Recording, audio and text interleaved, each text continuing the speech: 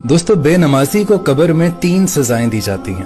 पहली सजा, उसकी कब्र को तंग कर दिया जाता है और इतना तंग कर दिया जाता है कि उसकी दाईं पसली बाईं में और बाईं पसली दाईं में धंस जाती है। दूसरी सजा जो उसको दी जाती है कि उसकी कब्र में आग को भड़का दिया जाता है और वो दिन रात उसके अंगारों में जलता रहता है। और दोस्तों, तीसरी सजा सबसे ज्यादा खौफनाक है।